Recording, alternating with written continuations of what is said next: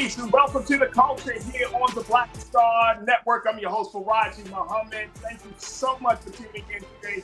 We got a lot to talk about. First and foremost, let's talk about the tragedy in Nashville, Tennessee, where 3 children and 3 adults were shot and killed, and how this tragedy has opened up another part of the conversation about gun violence in this country, because now they're throwing into the mix gender and religion. We'll have that conversation. Plus, we got to talk about Jonathan Majors, the latest around his allegations about domestic abuse and of course, the implication that it has, and more importantly, like how it shapes us as fans of the actor, of how he moves forward. So that's going to happen. Plus, later on, we're going to be checking in with social worker Anissa Wesley to talk about how you can stop being a people pleaser.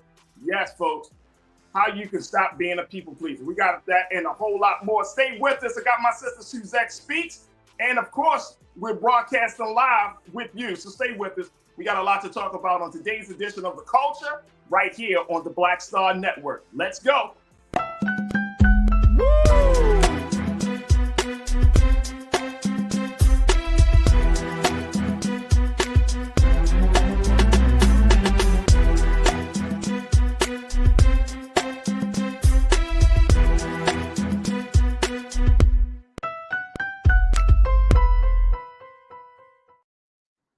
All right, folks, welcome to The Culture here on the Black Star Network. I'm your host, Farajii Muhammad. Thank you so much for tuning in and being a part of the conversation. Woo! Woo!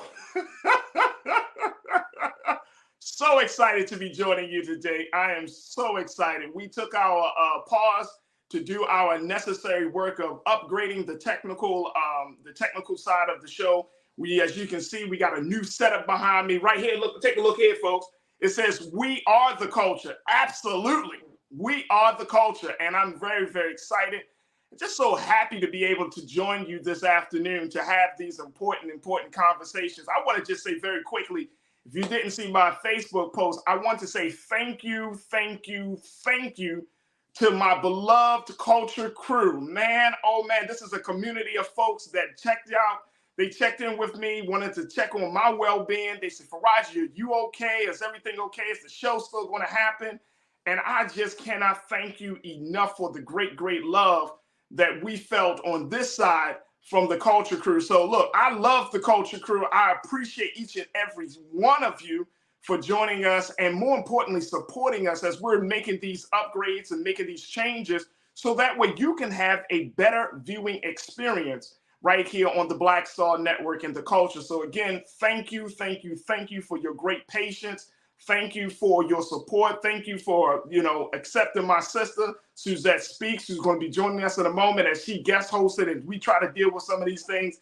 But again, your support means everything. And I'm telling you, big shout out to the culture crew. This is a community of folks, man. If you don't know who they are, just log into YouTube, log into Facebook, and you will be welcome with a warm reception of folks, man. So big shout out to my online culture crew, man, for holding me down over these past few days. Let me bring in my sister as we start the show this afternoon. My sister Suzette Speaks. Speaking of YouTube, you can find her show on YouTube, Suzette Speaks. She's always going live. No problems. We stay busy like you. We stay busy. How you doing? You're looking great. Hey, live and in color. Let's go.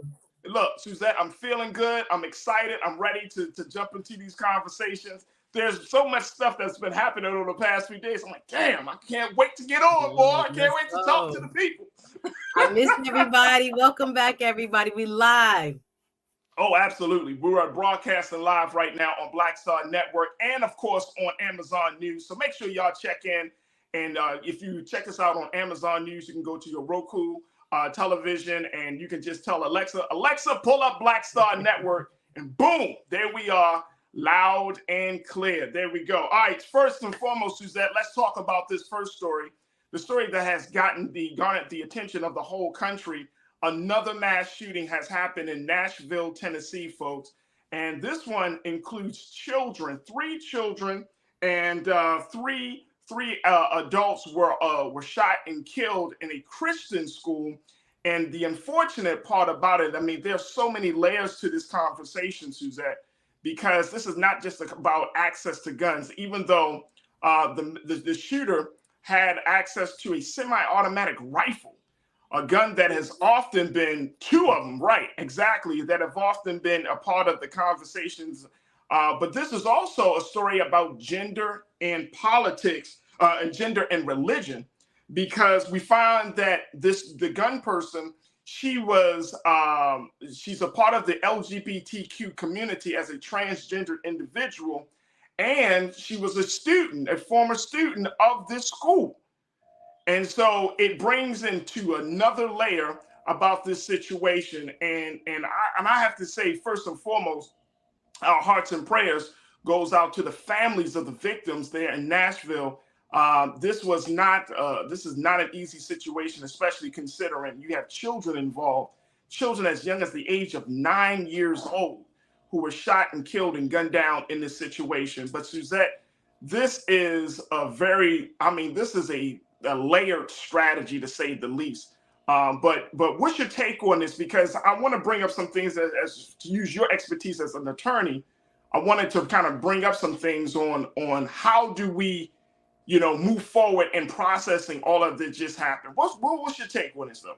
Well, I watched this unfold live, and again, it's great to be back, everyone. Thank you, guys. Please hit the like button. As Farajii and I kind of handle this topic, again, it is always a little bit taxing to think about young people who will never go back home to say hello to mom and dad, to love on them, to be and live out their fullest potential because of a mass shooting. We are looking at, yet again, a young person, 28 years old, Audrey Aiden,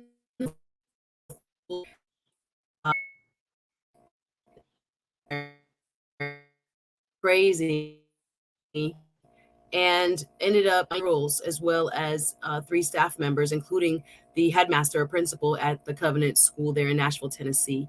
The police are reporting that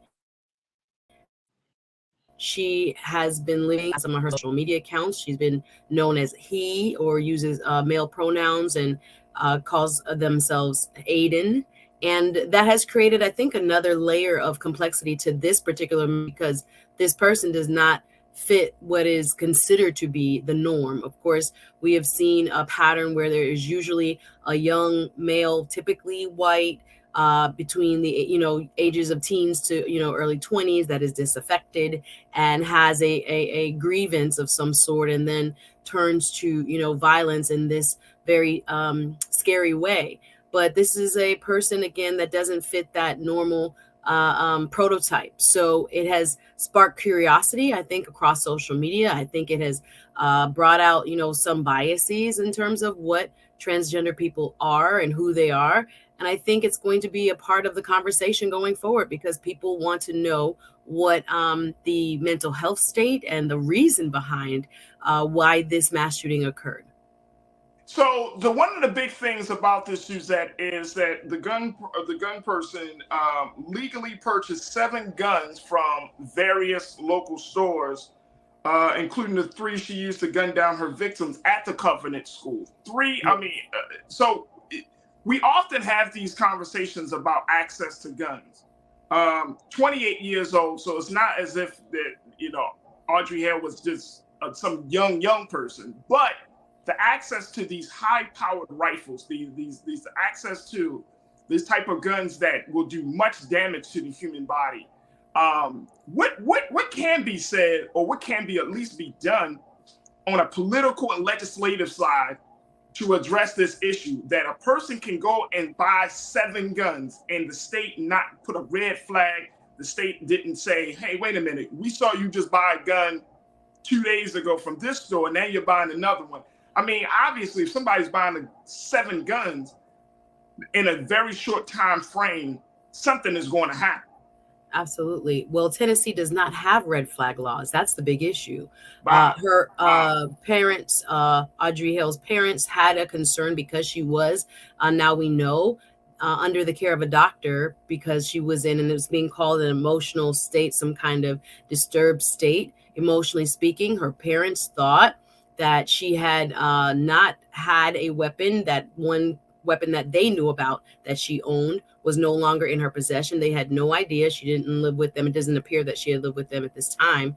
It was unknown to them that she was going around purchasing more weapons. But again, without red flag laws, no one could have made some sort of, connection of the dots. But also, it takes people in contact with folks who are experiencing emotional disturbances for the reporting to happen. We know that in this case, Audrey Hill did reach out to one of her middle school basketball, teammates, someone that she knew via Facebook, still kind of kept in contact with. And that young lady, who happened to be an African-American young lady, did call a non-emergency hotline, suicide prevention hotline, on Ms. Hale's behalf. But at that time, she had already made her way over to the school and started her 14-minute long rampage. So we did have someone that tried to intervene after being contacted by this person. But again, there was no framework in the state of Tennessee for someone possibly to use to start to, ring the alarm that this person had in fact been seeing a doctor, had some kind of disturbance going on emotionally, and then was also buying several weapons in succession. So the other part about this, and we're going to just kind of want to get your brief take on this before we take our first pause. But the other part about this is a person from the LGBTQ community, right? And this is also a person that has waged an attack on a Christian school. Do you think that we need to be concerned right now that there's going to be more violence coming? And this may not come from the LGBTQ community per se as members, but there might be more violence against the church. And this is something that Josh Hawley, one of the Trump supporters, but also he's one of the representatives for the state of Tennessee, brought out that this was a quote unquote an attack against Christianity. And I'm wondering, oh boy, you might be opening up a Pandora's box right there that you're putting out there, that now the church is under attack, or church properties are under attack from those who may not agree with his policies, his ideologies. Do you think that folks should be concerned about that? I think, Senator Hawley is going to do what he does best, which is to gaslight and to try to use this type of situation to rally his base. But unfortunately, I think the markings of this attack seem to be more personalized because the shooter did once attend this K through, I think it's 6th grade school. She had, I want to use the proper pronouns, but they had a connection directly. So it wasn't a random attack based on, from what we know at this moment, based on religious beliefs. But I have not seen the manifesto that they left. And I would like to have more evidence before jumping to that conclusion. But I think kind of prematurely saying that this is specifically religiously motivated, I think is way too premature before we see any evidence of such. Absolutely. Folks, we got to take a quick pause. When we come back, I want to hear from you. What's your take on this tragedy in Nashville as we're looking at this conversation as it relates to gender, as it relates to religion, and then as it relates to guns? Post your comments in the chat on Facebook, on YouTube. We would love to hear what you got to say. And of course, stay with us. We got a lot more to talk about with my sister Suzette Speaks and you right here on The Culture, right here on the Black Star Network. We'll be right back.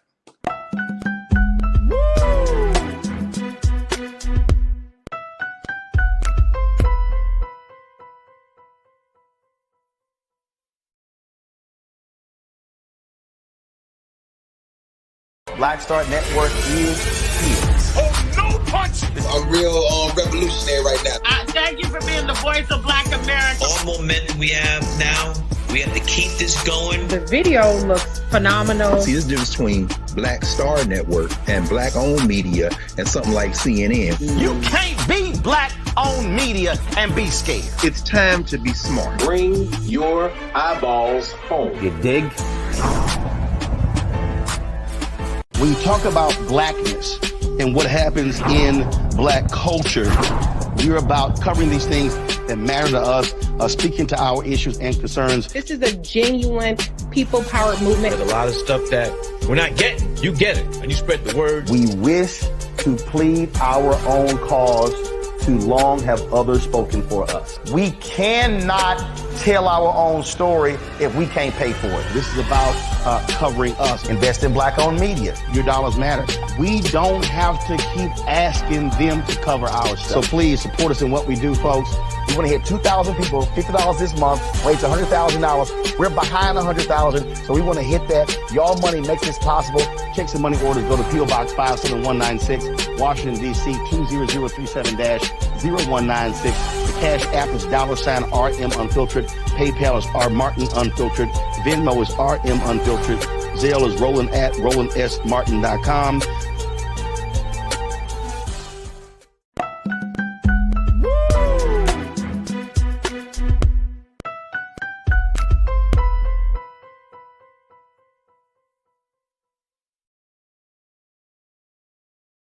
Folks, welcome back to The Culture here on the Black Star Network. I'm your host, Farajii Muhammad. We've been talking about the tragedy in Nashville, Tennessee, where 3 children, 3 adults were killed at the Christian school, the Covenant School, by a transgender individual by the name of Audrey Hale, 28 years old, who decided to purchase guns from local gun shops in Nashville and to commit this tragedy. Now, Audrey ended up being killed by police as a result of this situation, but it does open a conversation around gender, religion, and guns. Talking to my sister Suzette Speaks.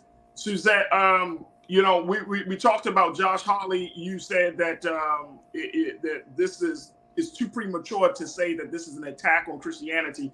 Keenan, I want to share what Josh Hawley actually said, the exact quote, so folks can see exactly what he had to say around this. He said, "We should be clear about what happened in Nashville. Police say the shooting was quote unquote targeted." This is what he tweeted just a couple of days ago. He said that makes it a federal hate crime against Christian children and teachers. Targeting victims on the basis of religious affiliation is a hate crime. It should be investigated as such. All federal resources necessary should be brought to bear. He also added, and those individuals or groups who have spread a message of hate against the Christian community, which resulted here in horrific violence, should be held to account. All right, so I want to pick your brain on this one, Suzette. Mm-hmm. Is this a federal hate crime? Again, based on the evidence that is currently here in the public sphere, unless Mr. Howley knows something that we don't know, this seems to be, the use of the word targeted, for me, seems to be a euphemism for premeditated. So one can have a premeditated act that is not necessarily a hate crime.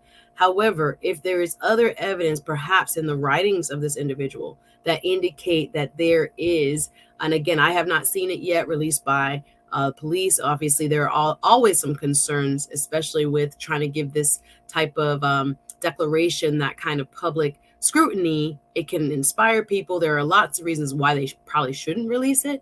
But unless there is some direct evidence that links the intention here, I don't see how this can be right now given that type of label. Unless that senator knows something we don't know.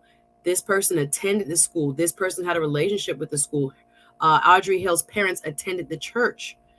Being a former student there, again, there seems to be some other nexus, some other connection, maybe some other grievance.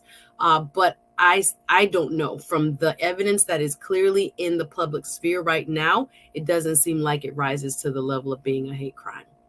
All right, I want to go to the online culture crew. I want to get folks' thoughts on this situation. Corinna checked it in. Corinna, talk to me. You said something I think that is interesting as well. You talked about the fact that that gun regulations, this is what you said, Corinna. You said gun regulations has to come from the ground up, not the top down. We the people must decide to fire these politicians with our vote and put those in place to pass legislations we demand. No other way. I agree with you, Corinna. I agree with you. But here's the problem. Not what you thought, Corinna, because I think you're on point. Here's the problem with how political leaders say one thing and then do another. Hey, Keenan, pull up the picture of Representative Andy Ogles and his family photo. We should have that photo. And I want to share with you folks, see, you can't talk about how the situation is a tragedy in this country around guns. And then you have this photo of you and your family, and it's going Keenan pulling it up. And this photo right here, this went viral, Suzette, because it speaks to the level of hypocrisy. You know what I'm saying, that we're seeing in this country, especially around this issue of guns. And let me be very clear too. I think that if we were to be honest with ourselves, we love guns in this community, in this country, more than probably any other freedom. We probably love it. You know what I'm saying? Outside of the freedom of speech, we probably love the whole right to bear arms. Do you agree or disagree with me on that?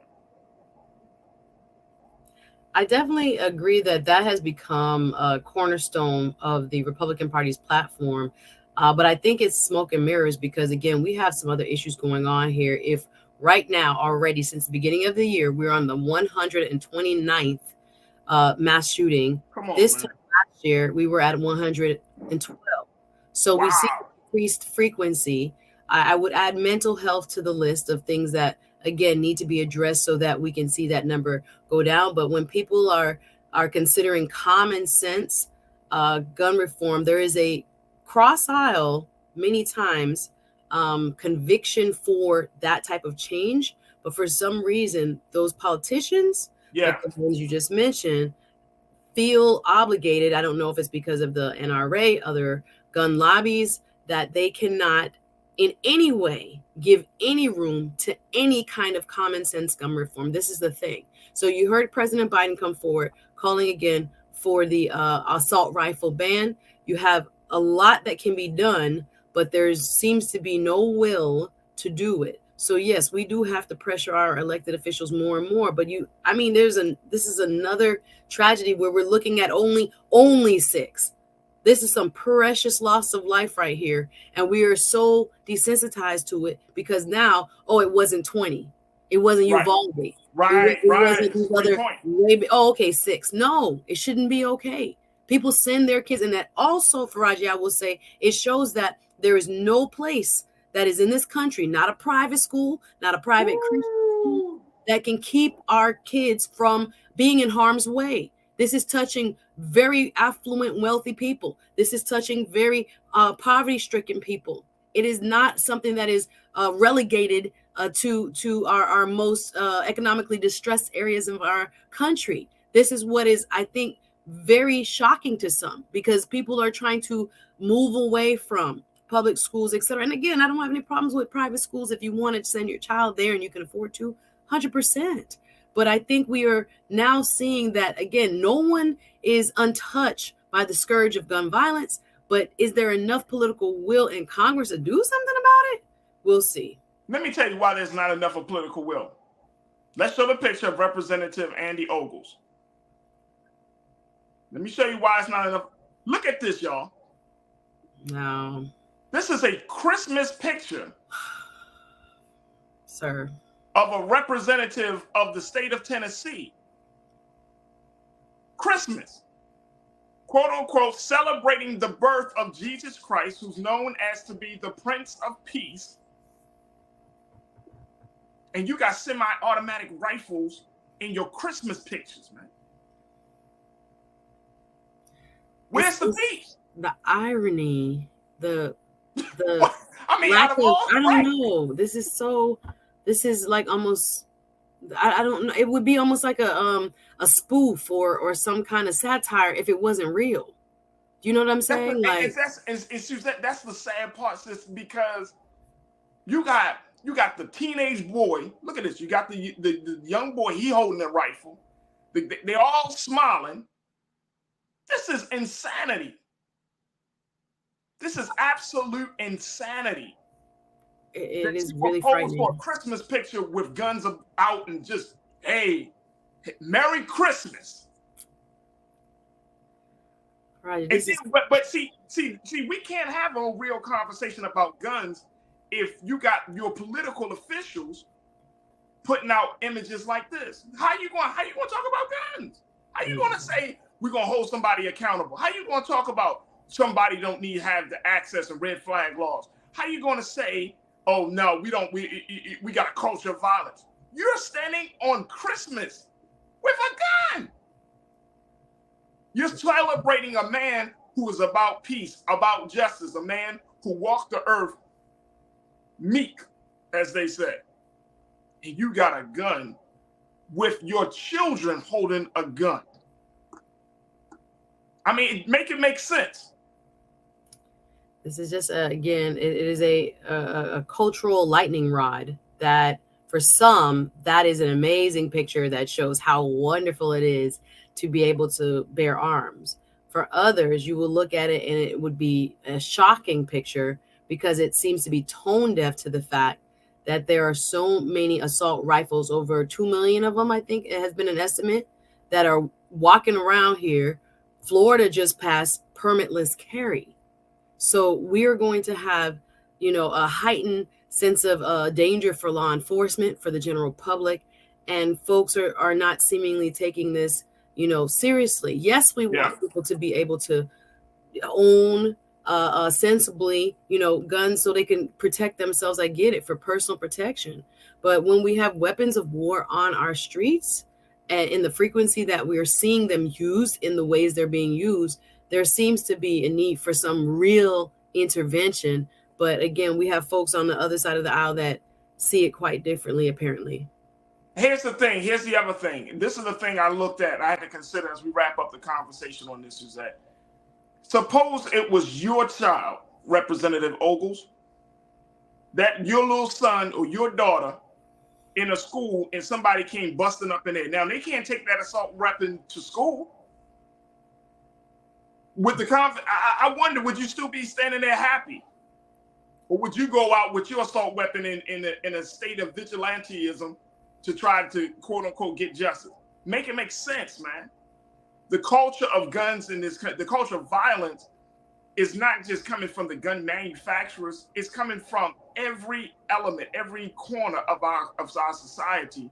And when you have political leaders putting out this type of messaging, it only adds to creating this violent culture that we're in. So, Suzette, this is going to be more than interesting to see how this situation pans out, especially for the state of Tennessee around this issue. Folks, we got to take another pause. When we come forward, let's talk about Jonathan Majors. There are a lot of questions that were asked and very few answers that were given in this allegation of domestic abuse. I'm going to have just a discussion about Mr. Majors and how we, those who are seeing his rise, how we are handling his celebrity, and more importantly, how we are handling this situation. Stay with us. The conversation continues right here on The Culture on the Black Star Network.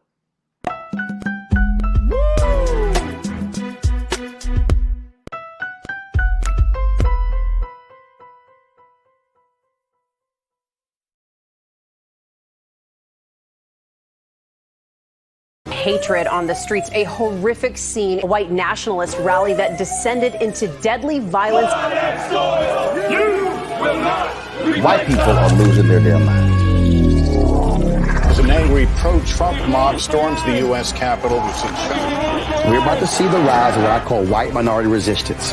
We have seen white folks in this country who simply cannot tolerate black folks voting. I think what we're seeing is the inevitable result of violent denial. This is part of American history. Every time that people of color have made progress, whether real or symbolic, there has been what Carol Anderson at Emory University calls white rage as a backlash. This is the rise of the Proud Boys and the Boogaloo Boys. America, there's going to be more of this. Here's all the Proud Boys, guys. This country is getting increasingly racist in its behaviors and its attitudes because of the fear of white people. The fear that they're taking our jobs, they're taking our resources, they're taking our women. This is white fear.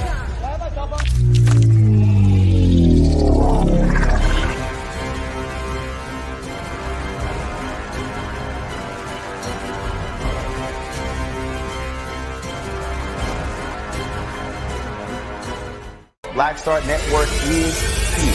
Oh, no punch! I'm real revolutionary right now. Thank you for being the voice of Black America. All momentum we have now, we have to keep this going. The video looks phenomenal. See, there's a difference between Black Star Network and black-owned media and something like CNN. You can't be black-owned media and be scared. It's time to be smart. Bring your eyeballs home. You dig?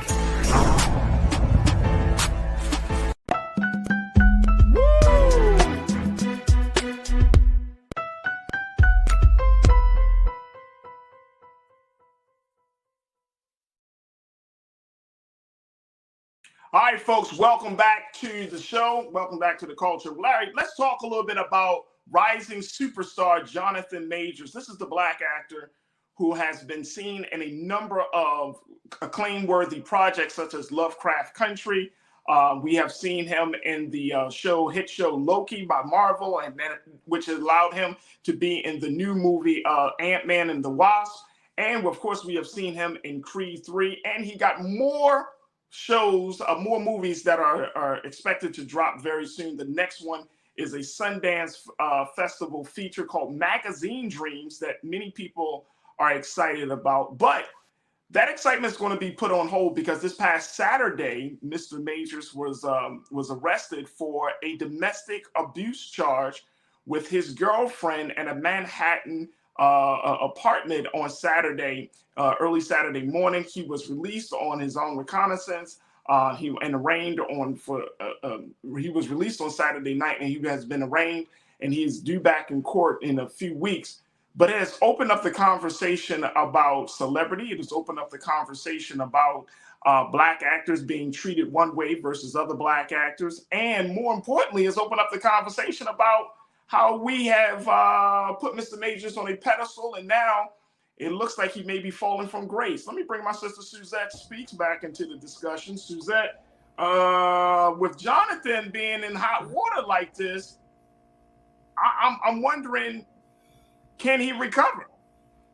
Man, this story right here is really sad, really convoluted. We're still going to believe everyone is innocent until proven guilty. The attorney and me wanted to go deeper and try to find out the facts. I had to go to places like Inside Edition online to figure out what really happened. And what has been said allegedly is that Mr. Majors himself did call police last Saturday after some sort of disagreement.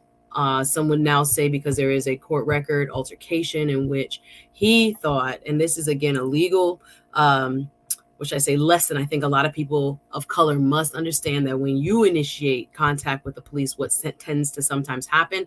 Again, I'm not saying that what he did or didn't do was not, again, something that was against the law. I'm just saying sometimes when we initiate these things, we don't think about what will happen. He called in terms of and said that allegedly that the young lady, some are now saying the person is a 30-year-old white woman, happened to be his girlfriend, who is an actress, was having an emotional breakdown. There are reports alleging that there is videotape of what took place in the back of a taxi, in which there are reports that he allegedly had his phone. She allegedly tried to take it.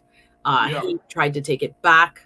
There again, until I see the video, I don't really want to comment too much on what actually took place. His attorney is saying that once the video is released, it will fully exonerate him and show his innocence. Then police show up at their apartment in the Chelsea area.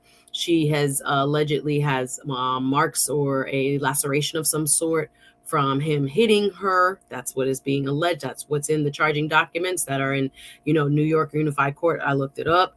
And the police report and the charges accordingly are basically saying that he, in some way, shape, or form, assaulted, someone to call it battered, this woman. She is still recanting parts of her story right now. Again, that is not typical when it comes to domestic violence allegations. So it is a very disturbing charge. It is one in which, again, it is hard to prove yourself innocent until you get your court date.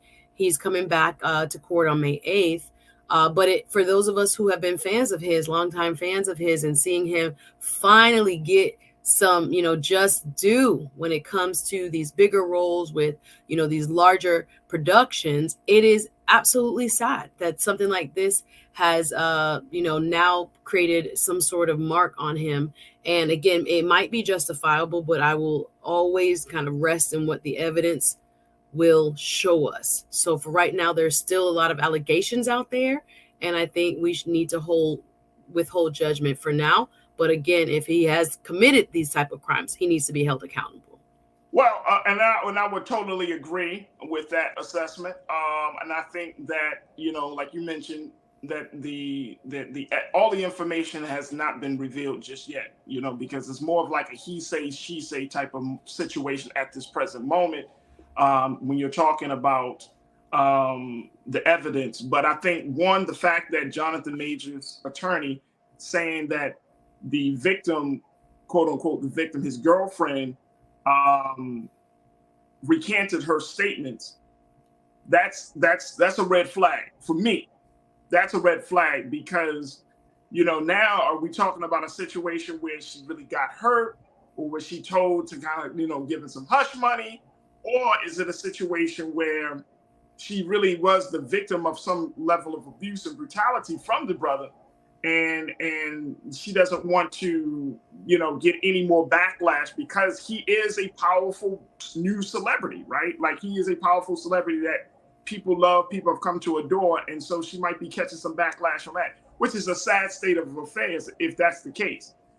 So it speaks volumes. But here's the other thing about this whole case, and I thought this was very interesting. Filmmaker and director's assistant A.B. Allen, when this situation was revealed last week, some cryptic tweets were posted about Jonathan Majors. Take a look at this, folks. This is from filmmaker and director's assistant A.B. Allen, who is a person within the industry who said he has worked with Jonathan Majors, but at the same time says that this is not something new, that Jonathan Majors actually has a problem. And this is what Mr. Allen posted on Twitter and has since deleted the tweet. But he said, quote, "There's a particular actor." Now he wrote, and this is the other thing, Suzette, he posted this back in February,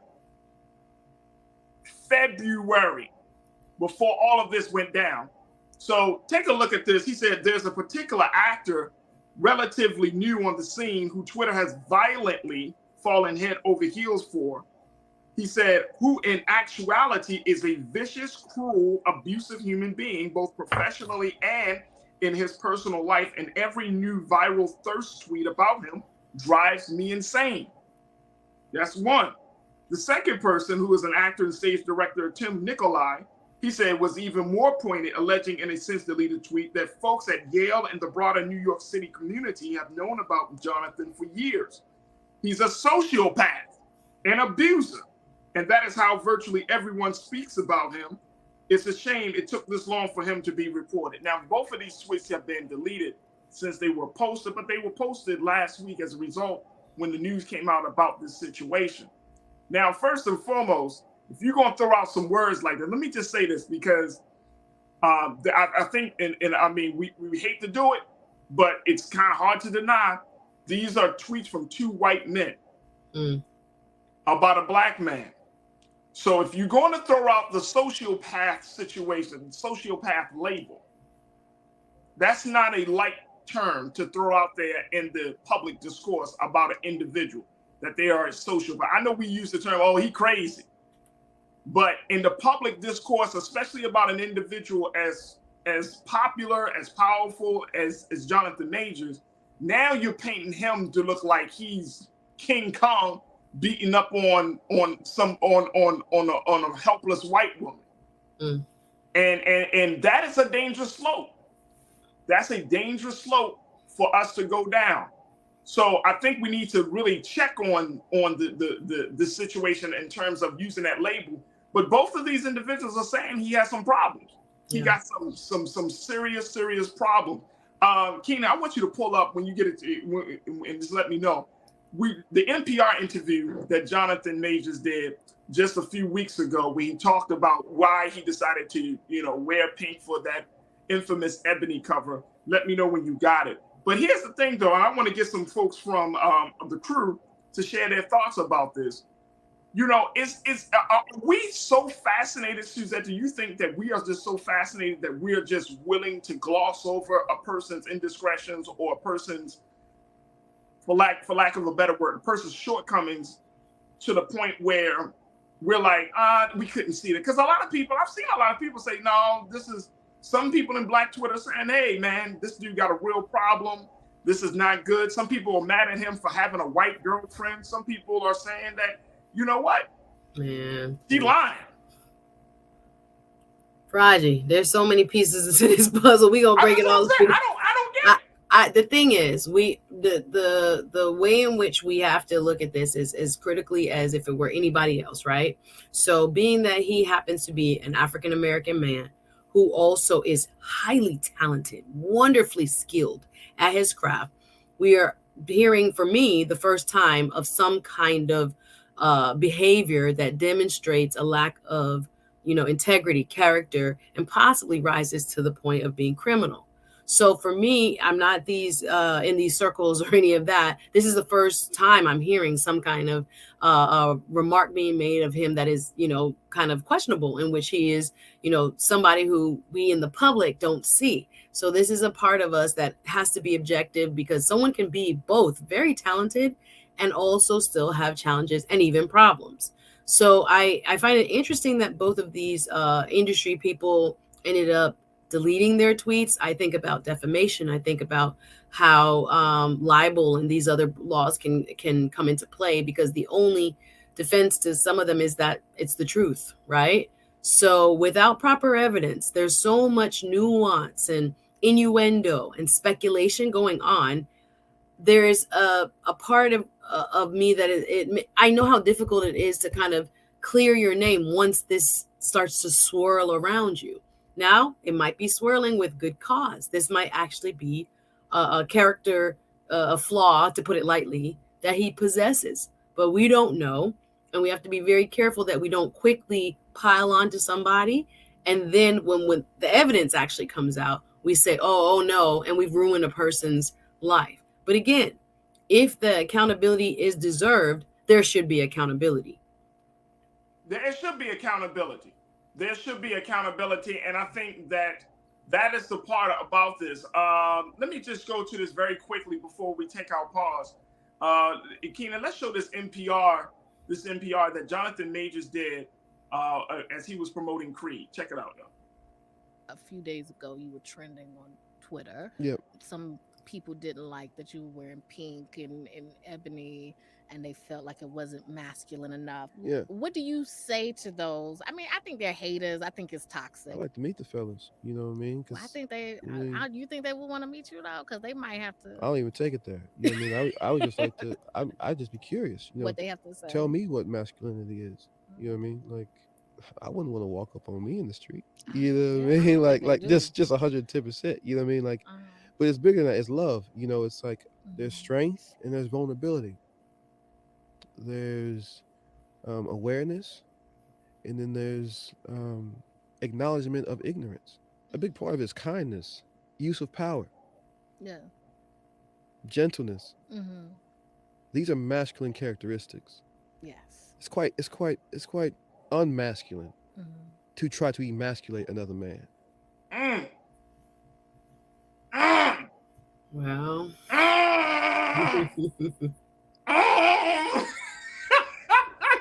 Susan, I was like, when I saw that, I was like, I got to bring that to the show. Yeah, I mean, two things can be true about a person. Oh, wait, hold on. Hey, Suzette, I know where you about to go. Hey, let me just tell you. But he didn't deny the fact that don't walk up on me. This is true. Yeah. I said, I wouldn't walk up on me if I was on the street. This is true. Yeah, like I said, there's so many parts to people and parts that we don't see, especially when it comes to people in Hollywood, that again, we can kind of compartmentalize sometimes and think they are their characters, or they are like who, they are even in the interviews. But again, this is an entertainment industry. So I will withhold judgment for now as more evidence comes out. But yeah, I think it's going to be very tough to swallow if some of this that, kind of gets corroborated in terms of what the rumors that we just read from these other guys in Twitter. But again, he deserves the benefit of the doubt until we see the evidence. Shalinda said very quickly, always trying to take a black brother down, take down a black brother. Idris Elba will be next, huh? I don't know. People feel like this. It's been around for a minute, though. Idris been around for a minute. So this is new stuff. Unless Idris does something wild and crazy. This is I would like to see the tape of what happened. If there's tape, Yeah. I would like to see it for myself, and then I can make a better assessment. Right. Well, I agree with him. I agree with him in saying that, masculinity is gentleness and kindness. But he will whip your ass. Though we can't laugh about it because, again, if it's this situation, we talk about in general, not necessarily this specific situation. No, I'm just saying, like, that's the type of guy. Jonathan Majors is an Army brat. He described himself as an Army brat. He moved around a lot. You know what I'm saying? He has that experience. That's why the Army put him in their ad. They pulled it, but they didn't totally destroy it. But it's just the fact that there are some things in it, and I think that your point is absolutely pivotal for us to keep in mind as we close out on this, Suzette. You don't know the complexities of the human being, right?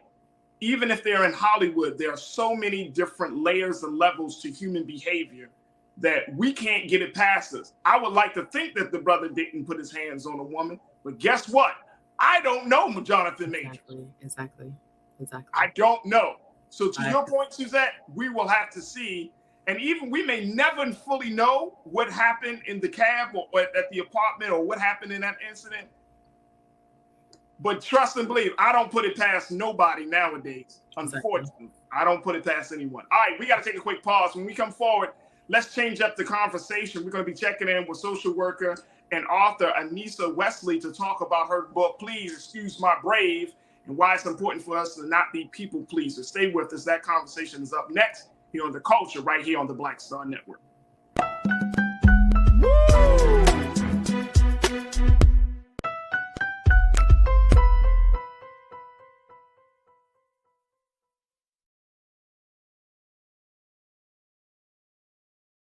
When you talk about blackness and what happens in black culture, we're about covering these things that matter to us, speaking to our issues and concerns. This is a genuine people-powered movement. There's a lot of stuff that we're not getting. You get it, and you spread the word. We wish to plead our own cause.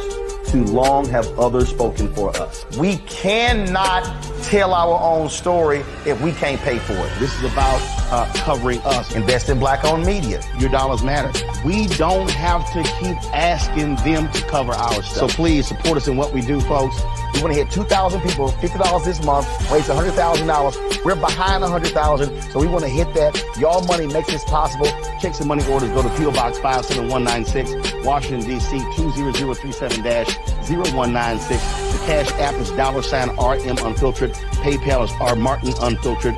Venmo is RM Unfiltered. Zelle is Roland@RolandSMartin.com. Black Star Network is here. Oh, no punch! I'm real revolutionary right now. Thank you for being the voice of Black America. All momentum we have now, we have to keep this going. The video looks phenomenal. See, there's a difference between Black Star Network and black-owned media and something like CNN. You can't be black-owned media and be scared. It's time to be smart. Bring your eyeballs home. You dig? Hatred on the streets, a horrific scene, a white nationalist rally that descended into deadly violence. White people are losing their damn minds. An angry pro-Trump mob storms the U.S. Capitol. We're about to see the rise of what I call white minority resistance. We have seen white folks in this country who simply cannot tolerate black folks voting. I think what we're seeing is the inevitable result of violent denial. This is part of American history. Every time that people of color have made progress, whether real or symbolic, there has been what Carol Anderson at Emory University calls white rage as a backlash. This is the rise of the Proud Boys and the Boogaloo Boys. America, there's going to be more of this. Here's all the Proud Boys, guys. This country is getting increasingly racist in its behaviors and its attitudes because of the fear of white people. The fear that they're taking our jobs, they're taking our resources, they're taking our women. This is white fear.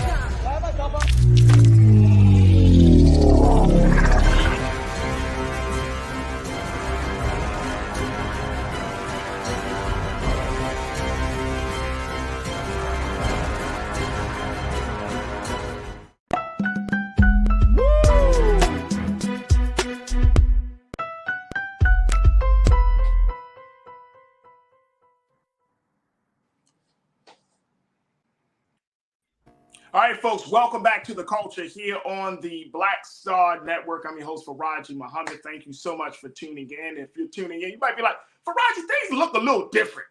Yes, they do, folks. We upgraded technical stuff and we changed up the set a little bit to give you a better viewing experience here on the Black Star Network. So check out the new digs right here behind us. You know, we got some black art and all the good stuff here right now. But check this out. This is my message for the day, folks. And this is going to change every so often and when I get inspired. But today, we are the culture. That's what it is, folks. We are the culture. So definitely, we appreciate the ongoing support. And thank you so much for tuning in. I've been talking to my sister, Suzette Speaks. Y'all know Suzette. She got a show on YouTube. You can definitely check her out there on YouTube. And she's been doing some fantastic Pantheon exclusives with yours truly and talking about a whole lot of other stuff. And I'm so grateful that my sister is able to join us here every Wednesday to have these conversations about the culture. Now, we're going to bring another dynamic Black woman into the mix. She serves as a licensed clinical social worker, and she's author of the new book, Please Excuse My Brave.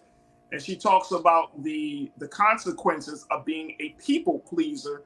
And so I want to pick her brain, and Suzette, we're going to pick her brain about, you know, what does that mean and how does that impact our life? So we want to welcome to the airwaves of the culture and the Black Star Network, my sister, Anissa Wesley. Anissa, thank you so much for checking in this afternoon. How are you?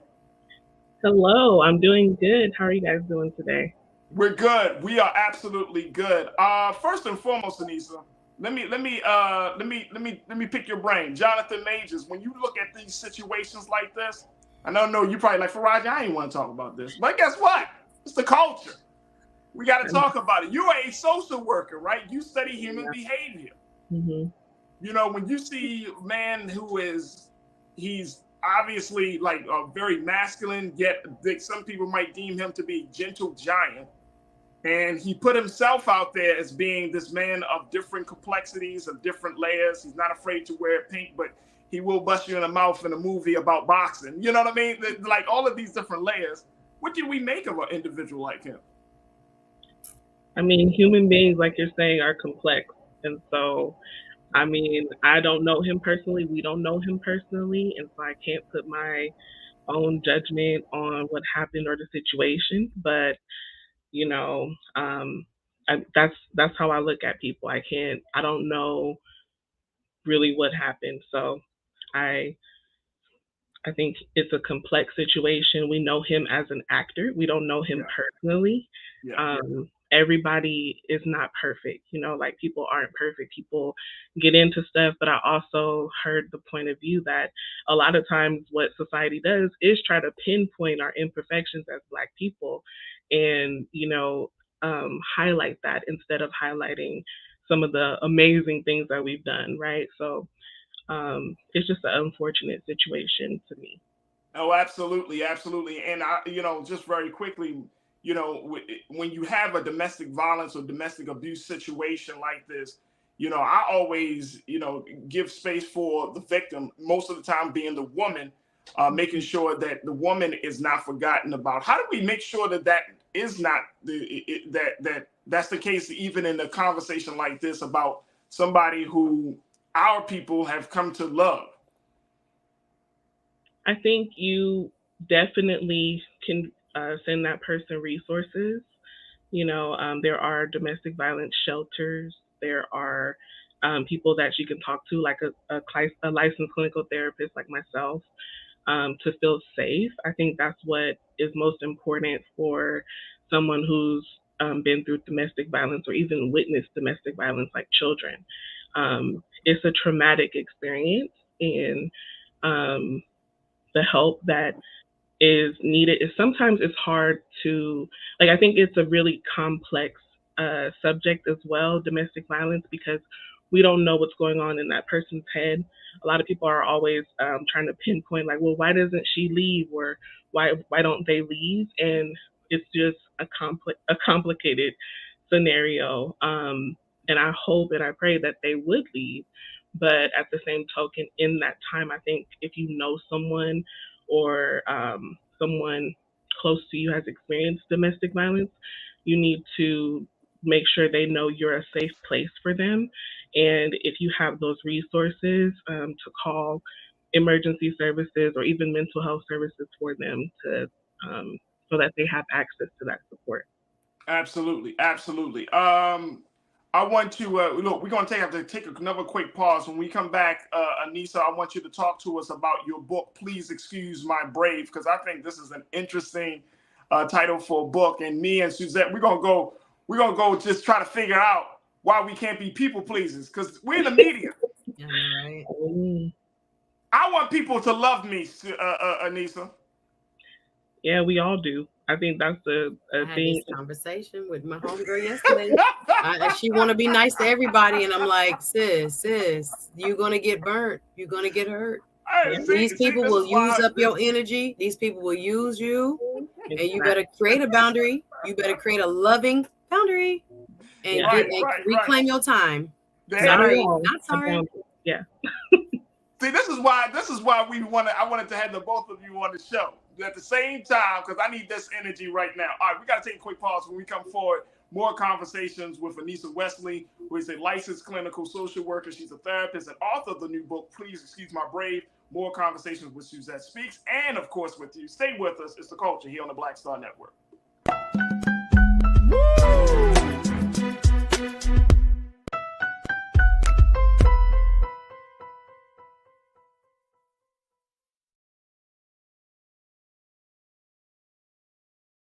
Folks, Black Star Network is here.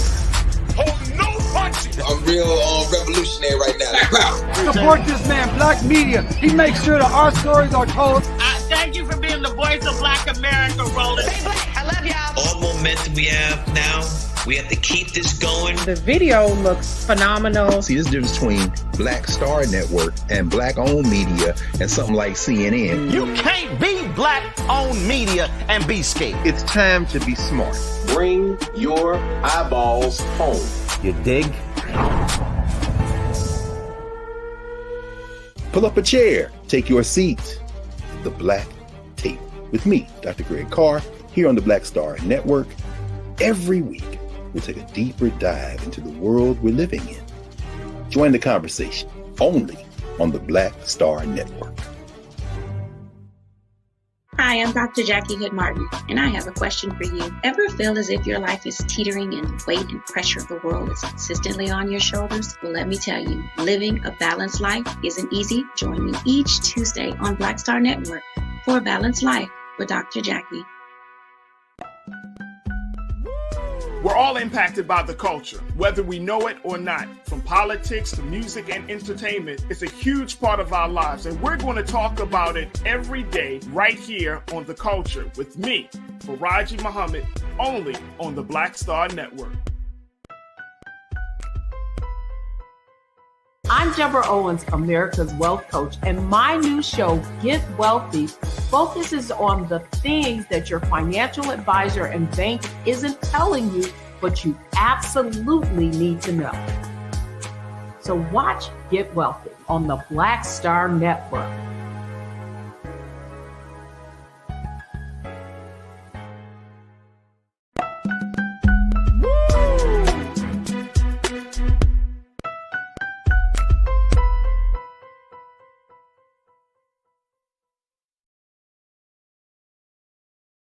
All right, folks, welcome back to The Culture here on the Black Star Network. We've been talking to licensed clinical social worker therapist Anissa Wesley, who serves as the author of the new book, Please Excuse My Brave. There it is, folks. Ooh, that's a beautiful cover there, Anissa. It is. Nothing but that black girl magic and joy. It's beautiful.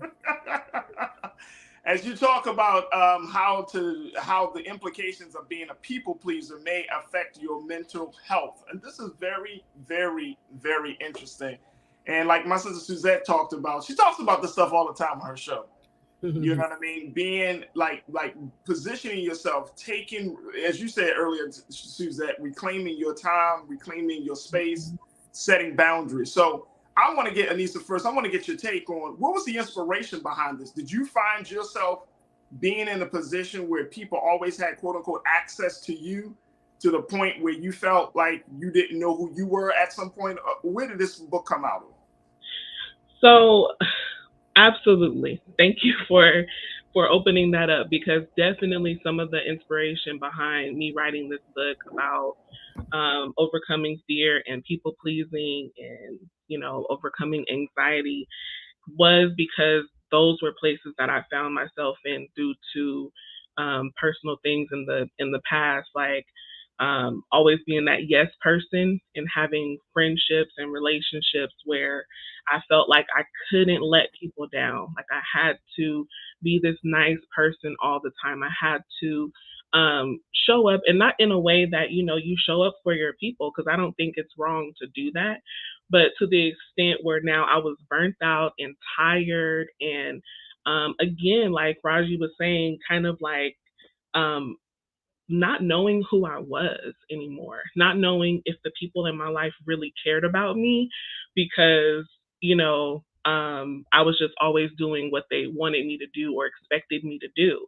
And so the reason why I wrote this book is because I knew that I wasn't the only one, right? Like I knew that there were people who could relate to this and people who needed a way to break free of that and to move forward from being stuck in that perpetual cycle of people pleasing due to past trauma, due to abandonment. Fear of abandonment or rejection was a lot of the reasons why people please, because why else would you put yourself at such a low podium and put everybody else on such a higher podium and then realize that you're depleted. So a big part of definitely writing this book was going through my own journey and realizing that this is something that especially Black women, especially women of color, everybody can relate to it, I'm sure, but I believe that it is something that I hear so much from my brothers and sisters in the Black community about, just feeling like I don't want to let people down. And like to an extent, I don't think that's wrong, but to a certain extent, I do think that we need some healing in that area as a whole. So how can we be there for people, set those proper boundaries, and still make sure that we're taking care of ourselves and our own souls and our own mental and emotional health. So, and then Suzette, I'd like for you to jump in on this as well. But I'm wondering, Anissa, is it because we have always been conditioned from childhood up into adulthood to believe that we should not be selfish? We should not be selfish with our material things. We should not be selfish with our time. We should, and in some cases, not be selfish. And this is really destructive. We should not be selfish with our bodies. Do we need to kind of like get back to a place where we're telling people, especially children, it is okay to say no if someone asks you for something? Because guess what, Anissa? I don't care what nobody say. I tell my children, you don't always got to share. Mm-hmm. Mm-hmm. Yeah. Suzette mad at me already. No, that's different because I never heard that. It was always give up your bed. I tell them you ain't got to share. Yeah, so I tell them you do not have to share. Now you can, if you want to share, that's fine. Especially if when you're brothers and sisters, it's one thing, but when you're talking about, say, some of their friends, they don't have to share. No. Just because you see my child with something, they like, you know how you get some of them children, Anissa. They see they see a little boy there. I want some of your ice cream. Like, no, you don't have to share. Yeah. So is that part of the problem here? I believe so. I believe that a lot of people were raised through saying that being selfish, right? Or what is selfish anyway? How do we define being selfish? Because like I said, if you're putting yourself last and you're putting someone else first, there's nothing wrong with putting someone before you, being compassionate, being caring. But if it's to the point where you're now depleted and you can no longer give, right? What they say, you cannot pour from an empty cup. It sounds cliche, but it's so true. And I think we need to really let that resonate and marinate in ourselves and our hearts, because it's one of those things where I plan to teach my children how to have that balance. There's a balance there. Like, yes, you should share sometimes, but however, if you don't want to share, or if you feel like this person is not safe to share with, then you shouldn't share. If you don't want them to touch you, you don't want to hug, if you don't want to, like those kind of things, you don't have to do that. And you can have those healthy boundaries with yourself and with others so that you don't end up being depleted, because there's only one of us, right? We only get one. And so and I like to use the example of a job as well. You go to a job and you burn yourself out working for that job, and you have to go on medical leave and you're not able to go back, that job is going to replace you in 2 seconds. Come on. So, I mean, you know what I'm saying? Just being real. So if you are going to do that, you might as well be taking care of yourself. They're going to replace you anyway. If that happens, you might as well take care of your own health. You might as well not get to the point where you're depleted and start to recognize those signs beforehand, which is kind of like what my book does and how it helps people to recognize some of these things and get past some of those old patterns, because that's what they are. They're cycles, they're patterns. And a lot of times, like I said, it comes from trauma from the past, comes from, like you said, your childhood, how you were taught, how you perceive things. So a lot of times we just need a different perception, a different outlook on things, so that we know that taking care of yourself is not selfish, right? Putting yourself in that first place sometimes is not a bad thing. So just reconceptualizing that for us as a culture. Suzette. Talk about the religious overlay, because I think my friend girl and I'm not gonna put all our business out here. I did not have put her business out, Suzette. But she wants to do the Christian thing and the right thing towards people. We all do if you grew up in that type of context. But if people keep showing you over and over again, they don't have your back, they don't mean you well, they're creating trauma, they're creating chaos, they're creating toxicity, there has to be I forgave her, but right. So sometimes I think that there is a imbalance or lack of wisdom in how to apply what is often, for many of us who grew up in the church, a well-meaning intent towards allowing people to grow. But what do you say to people who oftentimes want to give because of that principle inside themselves, but they're still seeing people who maybe are kind of misusing or even exploiting them? Well, I would say, what would God say about that? Like, if you're a Christian and you feel like these are the Christian principles, and this person keeps on, like, you keep doing the right thing, you keep showing up for this person, you keep putting out your pockets for this person, right? And they keep making you be hurt at the end of the day. I don't think God at the end of the day wants us to be hurt. I think God, and even in the commandment, it says, love your neighbor as yourself, which means you have to love yourself enough to know when something is hurting you and when something is no longer healthy for you. So I think that there is a place for, like I said, being kind, being compassionate, being consistent, right? Being a person of character.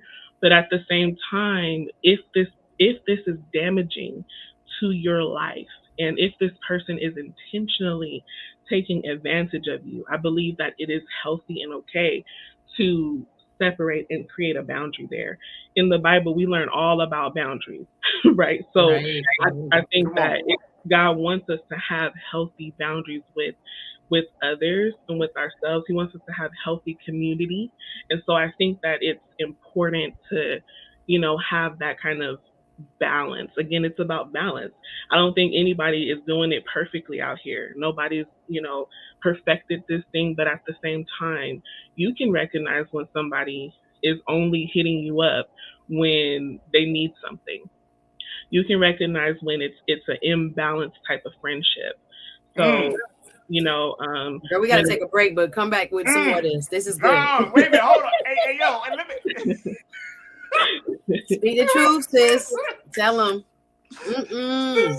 Like Wait, but hold on. Before I get to spirit, we gotta take a break, y'all. I gotta take a break. I just need a glass of water. No, but it makes me think of the Rick Ross line, God forgives, I don't. or what's his name? Try Jesus, don't try me, because I throw hands. Oh, Toby. Shout out to Toby. All right, look, we got to take a quick pause. When we come forward, we're going to continue to talk about this. Please excuse my brave. We're checking in with author and social worker Anissa Wesley. Folks, I'm going to share with what you got to say from my crew. And let's continue to talk about the consequences of being a people pleaser. Stay with us. It's The Culture here on the Black Star Network.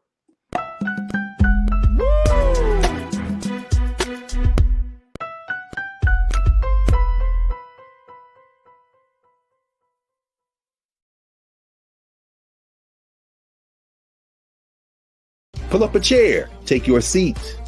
The Black Tape with me, Dr. Greg Carr, here on the Black Star Network.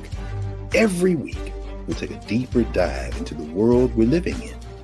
Join the conversation only on the Black Star Network. Black Star Network is here. Oh, no punch! I'm real revolutionary right now. Thank you for being the voice of Black America. All momentum we have now, we have to keep this going. The video looks phenomenal. See, there's a difference between Black Star Network and black-owned media and something like CNN. You can't be black-owned media and be scared. It's time to be smart. Bring your eyeballs home. You dig?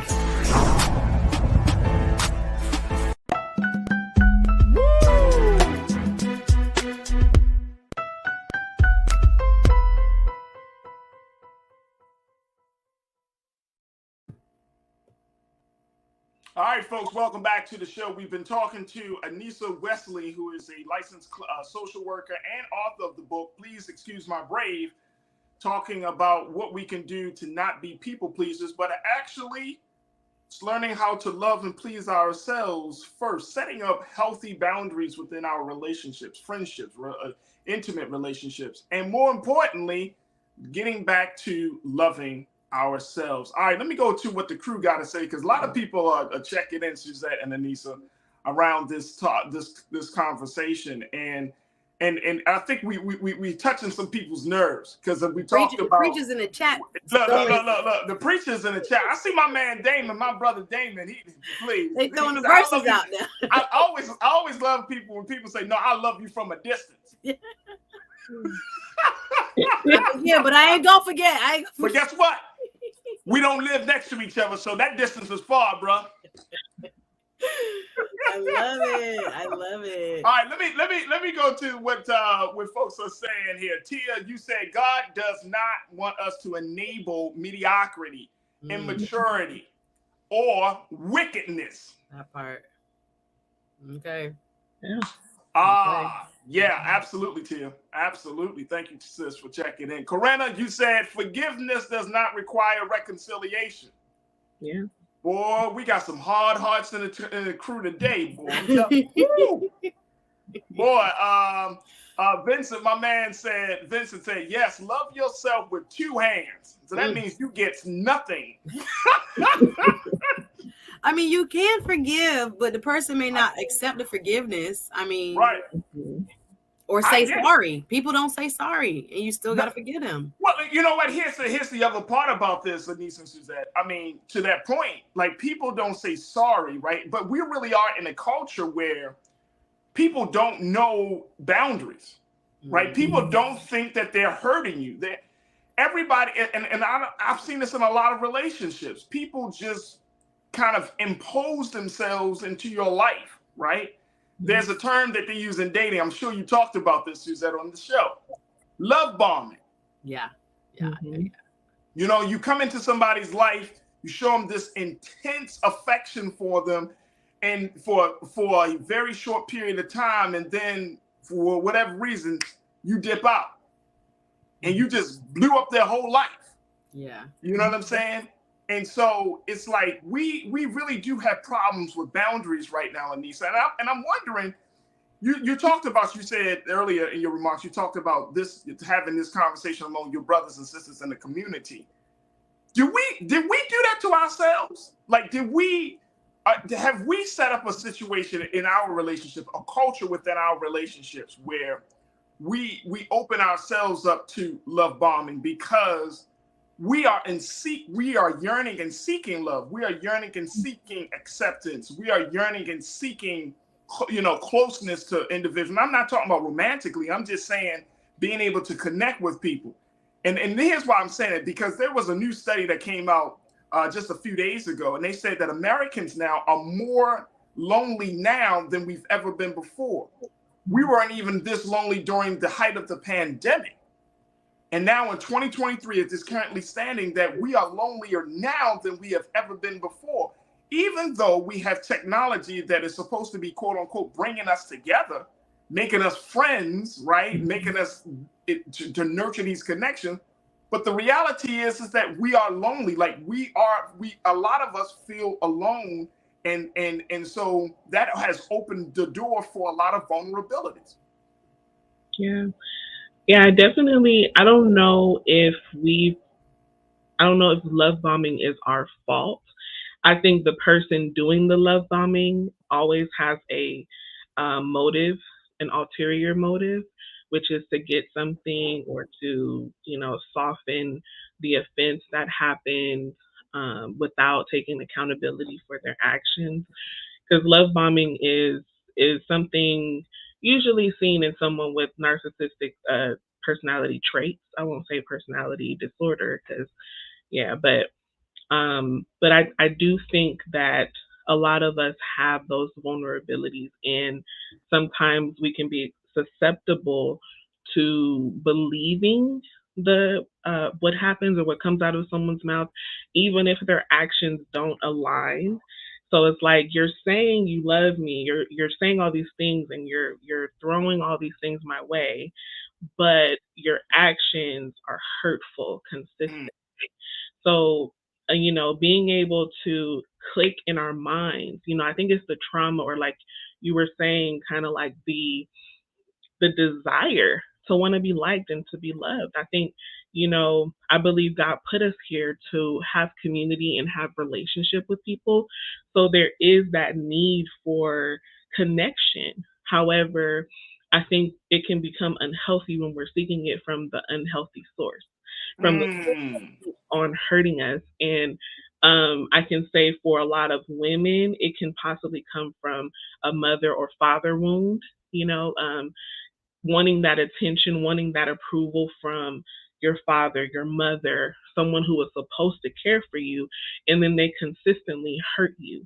They consistently didn't show up for you. And so you're actually like, this is normal. This is kind of like what I've been used to, dealing with in my whole life. And so this person is doing what they did, and they said they love me, so this person must love me too. So it is, again, about healing from those past traumas, those past abandonments, and those past feelings of rejection that will help us to be able to decipher, like, okay, is this love bombing, or is this person's actions lining up with their words? And so, that way we can choose the healthier thing in the healthier relationship. Suzette, what's your take on that? Yeah, in this regard, Anissa, what do you say when it comes to introducing new people into your circle? Because I think a lot of times, and I tell people all the time, I started doing women's events because it was so hard to make friends as an adult because people have either portions of their life that you're useful in, or that you have things in common, or you have, the same interests, you like going out, or you like, a particular sport or event, et cetera, et cetera. How do you know how quickly you should ingratiate someone into your life? Because I find a lot of times women to women as friends, it's not really love bomb, but it's like fast friendships, or what appears to be fast friendships. And they realize, the other person may have ulterior motives, idiosyncrasies, just don't have an alignment that they thought they first had. And then you told old girl all your business, or you opened yourself up to, all of their life, and then you realize, wait a minute, I can't meet that expectation, nor do I want to make that expectation, or the boundaries are now blurred because we met professionally, but now we're friends, but now I still got to pay you, but you got to pay me. I think a lot of people they want and yearn for connection so that they are open and open quickly to people, what advice would you give to people to maybe even slow down a bit, or how to quickly decipher what a person's intent may be, because you don't really even know then, before you open yourself up completely? Or should we be opening ourselves up to completely? What would you say? That is a great question. That's a great point. That really is a great question. I think for my own experience and what I've seen in the past is that you can treat a friendship, not necessarily exactly like a romantic relationship, because that's weird, but you can kind of have some of those same ideas. Like, you wouldn't just jump into a romantic relationship with someone, or at least you shouldn't, right? So you would get to know them. You would go on dates. You would see if this person is a good fit for your life. You would, get to know this person, and then you would slowly begin to let them in to different parts of your life, right? So I think when you're adding a new friend in adulthood, you can do those same things, because anyone who's ever been through a friendship breakup, some of those same feelings kind of come up from romantic breakups. Like, it hurts. It's and so painful. It's probably more painful than the romantic breakup. So, like you were saying, Suzette, just kind of like slowing it down, getting to know this person, getting to know their character, asking them questions like, who are you, sis? Like, what brings you here? What do you want from this friendship? I think as adults, we need to start using our mouths and communicating our expectations in friendships. I had a conversation with some of my friends, and I'm like, look, in this season of my life, this is what I need. I need X, Y, and Z. And, are you willing to do that? If not, then we're going to have to. Wait a minute. Wait. Here's my pushback on that, Anissa. Here's my pushback on that. All right. You ready for it? You ready? Yeah. My pushback is when you try to order friendships a certain way. Because human dynamics and human relationships, they evolve. They have so many different, iterations, right? And you try to create this made to order friendship. You know what I'm saying? Like, okay, what do you bring in my life? Okay, that works. Okay, what do you bring in my life? No, I don't want that. I need a little bit less of that and more of that. But we'll get back to you. Like, if we're getting into a place that we start to try to figure out if people can fit into our lives the way they are, instead of allowing people to come into our lives to make it better. Aren't we setting ourselves up to be on a slippery slope? Aren't we finding ourselves to be in friendships and relationships that don't empower us, but rather friendships and relationships that confine us? Wow. Well, you put it that way. I think that, as adults, I'm not saying the person has to be perfect, but I'm saying if, as you grow into friendship, say you've been friends with this person for a long time, but as you grow, you develop, you change, you evolve, you go through different stuff in different seasons of your life, and you need different things, and you need different things from people. So I'm not saying like cut them off. I'm saying if this person is not willing to give in that season what you need, and you're not willing to give what they need, because it's a two-way thing. It's not just, it's about me in this friendship and forget what you need. It's about both people in the relationship. And so it's like I'm saying, it's a two-way street. It's a reciprocal thing. If I'm telling you, like, look, this is my love language, and I love how you love me, but let me show you something, or let me let you into what I'm needing in this time. So, and if that person is like, okay, I'm gonna try, I'm gonna try my best, that's not their strength, okay, you give them grace, right? But at least you've communicated to them, like, okay, these are my boundaries, this is what I need, and the other person has communicated that as well. Like, you don't have unexpected or unmet expectations in your friendship, because that's what a lot of times brings that frustration, right? When you have unmet frustrations that haven't been communicated, then now you're like, well, if I was her, I would have done this, but you're not her, and she's not you. So we cannot expect ourselves from people, and we cannot expect people to be mind readers in any relationship. So if we don't tell them that there's an issue or that there's a need, they don't know. But once you've communicated it, then that person who I would assume values the friendship with you because they're still in it would try to, help the way that they can. Like they may say, you know what, I can't do this, but this is what I can do. Or like it's not like a cut and dry, look, this is what I need. If you can't do this, then we can't be friends. Like, I don't think it's that. But what I'm saying is, as you're growing and developing, especially in new friendships or even in old friendships that you've had for a long time, and now you're not a people pleaser anymore and you have to reestablish those boundaries, then that's when we can start to develop. I mean, as an adult, if I'm not changing and growing, then what am I doing? What are we doing? Mm-hmm. So and see, now I'm so happy. See, now I gotta keep you on for a few more minutes.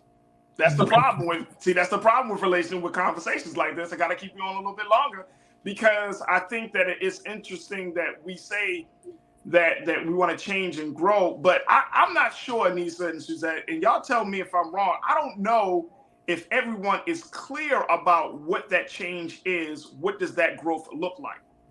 Right? We just keep saying, oh, I need to change and grow. I want to grow. But do you really know? Because some of us, of course, we all should want to grow. We all should want to evolve. But the reality is that if you look at our friendships, if you look at our relationships, they follow a pattern. It's like a similar pattern. And you're like, where's the change? Where's the growth? You know what I mean? And then if somebody who is outside of that network, outside of that pattern, is introduced into our lives, then it becomes like a cluster. You know what I mean? It's like, oh my God, like, no, I don't think I can handle this person. They just doing too much. This, bop, bop, bop. And that's on the women's side. For the guys, please. I'm out in Los Angeles. I try to build friendships with black men here. You know what I'm saying? They're nervous. Gotta get past the layers. Yes. You know what I'm saying? Be like, what's up, bro? What's up, bro? You black? Yeah, I'm black. What you want? What you about? What you doing? Right. Yeah, they nervous. So, I gotta take a quick pause. When we come back, we're gonna continue the conversation with my sister Anissa Wesley, my sister Suzette Speaks, and of course, if you stay with us, we're talking about Please Excuse My Brave. More comments from you and my crew, and of course, we want to have more conversations. Stay tuned. It's The Culture here on the Black Star Network.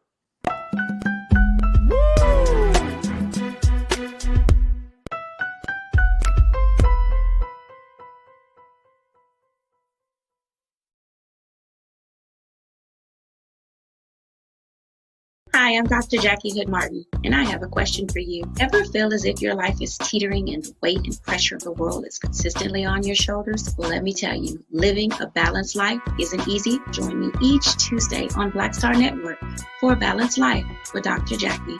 We'll laugh together, cry together, pull ourselves together, and cheer each other on. So join me for new shows each Tuesday on Black Star Network, A Balanced Life with Dr. Jackie.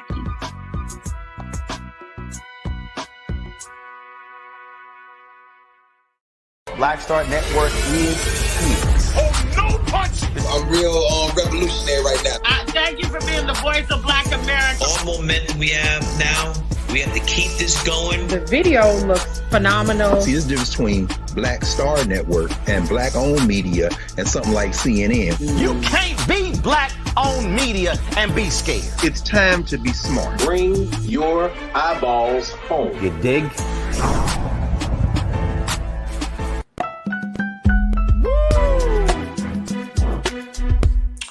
All right, folks, welcome back to the show. Welcome back. We've been checking in with Anissa Wesley, who is... All right, so folks, welcome back to the show. We've been checking in with Anissa Wesley, who is a licensed clinical social worker and author of the book, Please Excuse My Brave, having a very, very informative and thought-provoking conversation about building relationships, setting boundaries, and a whole lot more. We're checking in with Anissa. We still got my sister Suzette Speaks, and I want to hear more from you, my culture crew. to get get your thoughts on all of these dynamics as we're talking about how to be good people in the midst of all of this other stuff.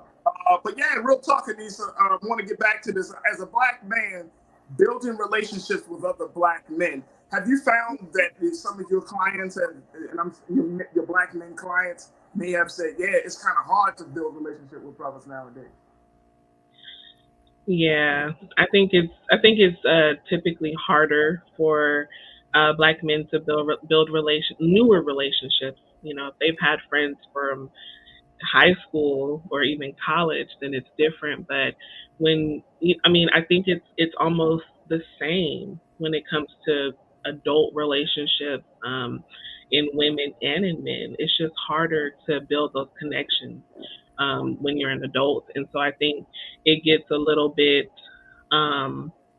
complex because people's walls go up, right? Like at 30 something years old, 20 something years old, 40 something years old, you might have some experiences with people now. And so now you might have what I like to call a wall or a brick wall up, to where you're not letting in even good things come into your life. And so breaking down some of those walls is going to be important in healing from those past hurts, because we have to remember that not everybody is going to hurt you. But I always tell my clients, any chance that you take in a new relationship, whether it's romantic or whether it's a friendship, you are opening yourself up to a chance to get hurt. So you have to determine whether that is worth it for you. If this relationship is worth you opening yourself up to be hurt. Because the other alternative is that you stay lonely or you don't make friends. You know, if you don't take Suzette, you gotta help me here. I mean, if you look, every relationship you can get hurt. You can get hurt by what your parents say. What you gonna do? Be like, man, I don't have no dad no more.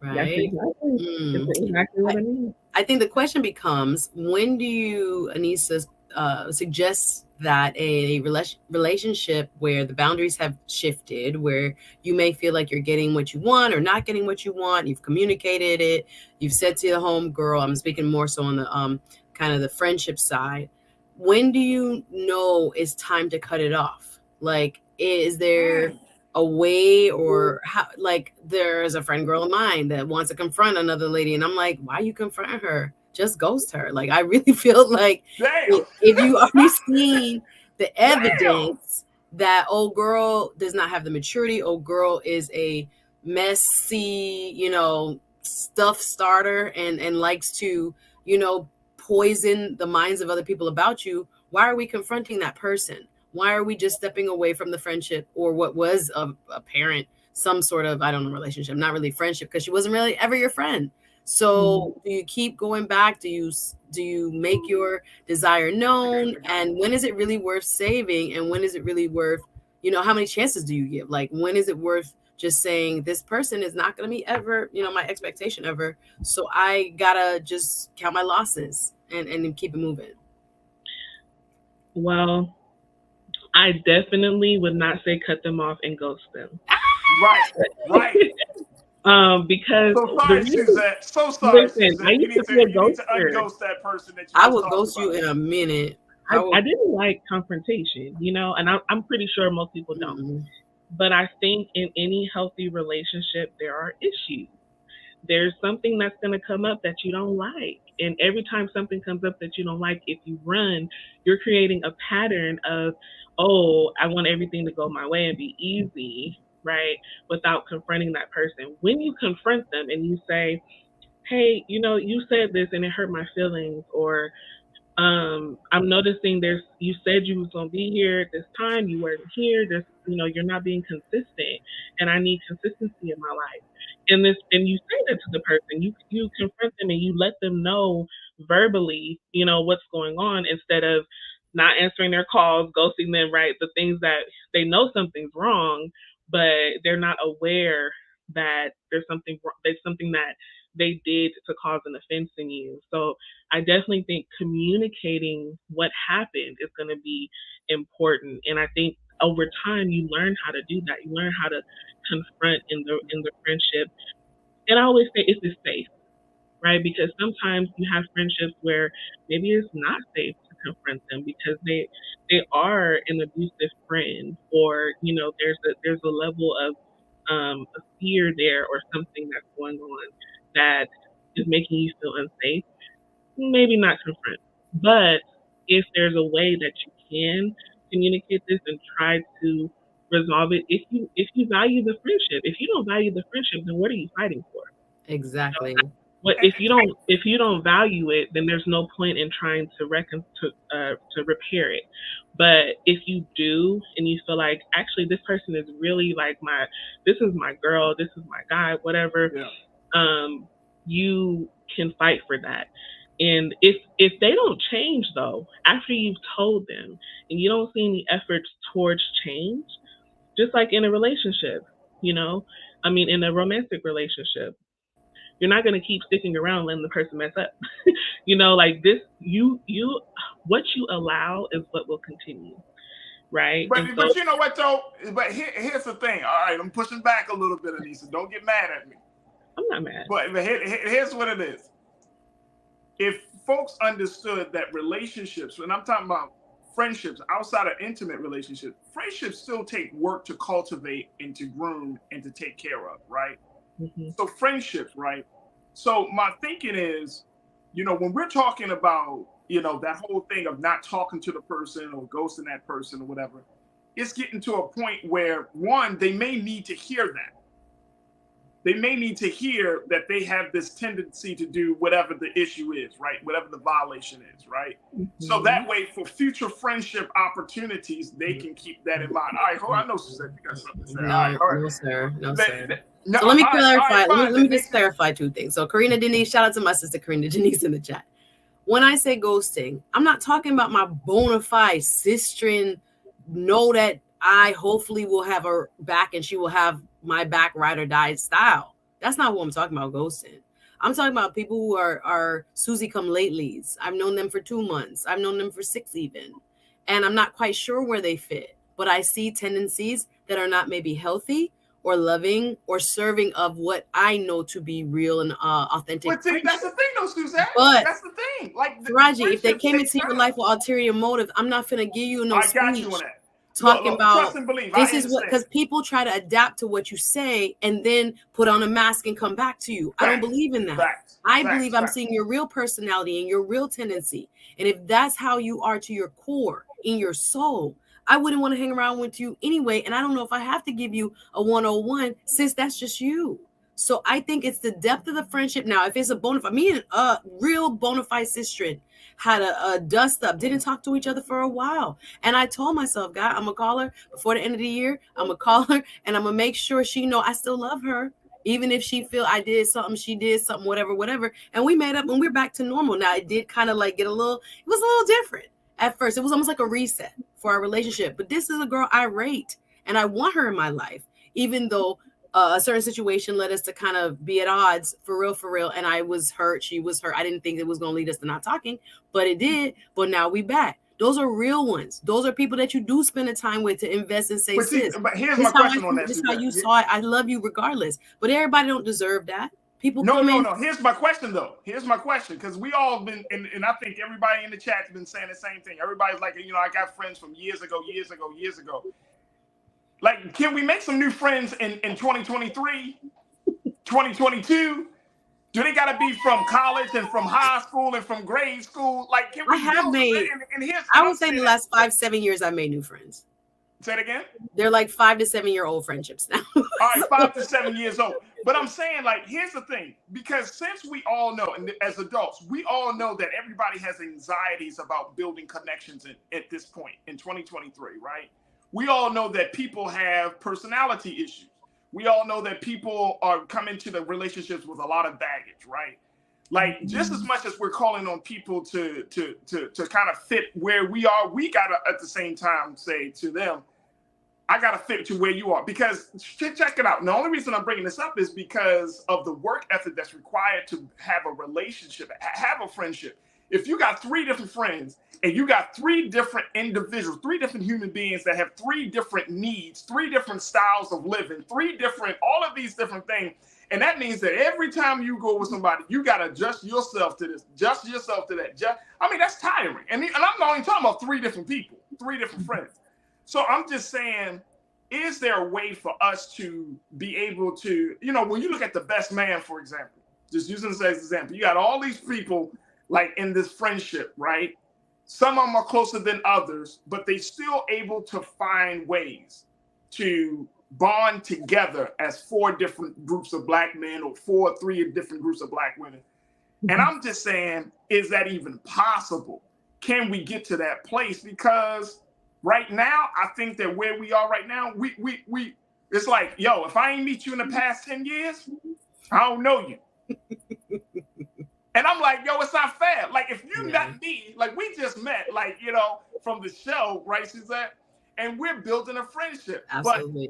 But if I but you ain't show me nothing shiesty, you ain't show me nothing questionable. So we riding. Right? But I'm just saying that's you. That's who you are. Right. But right. if people are out the jump, it's showing you all kinds of weirdness. You hit it off at first, then they send in a weird text, then you come back. Now you weird. You calling me, telling me I don't call you. What are you talking about? I work. I have other things. You know what I'm saying? Like people seem super needy, and it also comes from their past trauma. Maybe they aren't super needy, but somebody did something to them. So now they're being kind of like overly clingy and not allowing you the space. Sometimes friends need space, and their lives that sometimes get busy. And it's not that they're ghosting you, but right now it's crazy. So you gotta give me that space so I can come back. I'm sorry, I'm not talking about nobody specific, but I'm just saying, right. People that like, it's hard to read between the lines because all of us are carrying our past, our history, and we're coloring in the lines or reading between the lines with what we felt happened in the past, even though that might not have nothing to do with what I'm giving you, the energy I'm giving you right now. But yeah, I don't know. You have to be careful because at the same time, it's terrible to invest a lot of time in a person that turns out to be like not genuine. So I get you. I get it. And I don't say no new friends. However, it's so sticky out here that it's sometimes you feel safer to just roll with the people that you already know. And again, you miss out. So I agree with you, Farajii. We have to keep some part of our hearts open to say God may bless you with somebody that for I forget who said it in the chat, reason, season or a lifetime. Maybe they're in this season who you need, and that's maybe my man Willie Frazier. He said that. Yep. Exactly. So it's I don't know. It's complex. It's complex. Very quickly, Willie, you said I believe 2 things: people in your life for seasons and for reasons, and certain people for certain things. I had a friend I can get money with, but I can't party with him. Also, a friend, vice versa. So yeah, you got a la carte your friends. Yeah, no, everybody can't be in the same group. Everybody can't go. No, if you into politics, you come with me. Okay, there's another friend that doesn't like politics, and that's okay. You can have different circles, and I think also the nearness to your heart, and there's different layers. So everybody's not necessarily on the same layer, and that's okay. Some people are more casual, some people are deep. But you have to have your boundaries as to who gets to get in which layer, I guess. Hey, look, Anissa, I got like 1 minute. I got before we jump off. Yeah, I gotta jump off this feed, man. I don't want to. Look, we got 1 minute. How can people get a copy of your book? What's your final remarks? And then how can people get a copy of your book? Well, you can go on Amazon and type in "Please Excuse My Braids," and it's there. But I'll also offer viewers today, if you send me an email, AnissaLWesley@gmail.com. The first 10 people, I'll send you a free copy. So, me too. I can do that. Yes, anybody. AnissaLWesley@gmail.com. Okay. And I will send you a free copy of my book just for being a viewer here today. So, but thank you guys so much for having me today, and for it was an honor being here. But I just really appreciate the conversation. It was really good. Awesome. Hey, Anissa, I appreciate you. Thank you for your patience, the extra time, spending extra time with us this afternoon. We truly, truly appreciate it. All right. Thank you so much for All the being so best. good for the Thank culture, you. Nisa. Bye. All right, folks. Pleasure. Suzette, you got 30 seconds. How can folks tune into the work that you're doing? This is why I love the culture. We get deep. Y'all come over to my channel as well. I'm a YouTuber. I'm an attorney as well as a YouTuber. Just look at Suzette Speaks or look up Suzette Speaks on YouTube. We've had some fantastic shows about health and wellness, mental health, things that we talk about here and more. So if you like good conversations that get a little deep, fun, and edutaining, please come over, visit Suzette Speaks and subscribe. Thank you, Farajii. Suzette Speaks. My sister, check her you. out. Oh, absolutely.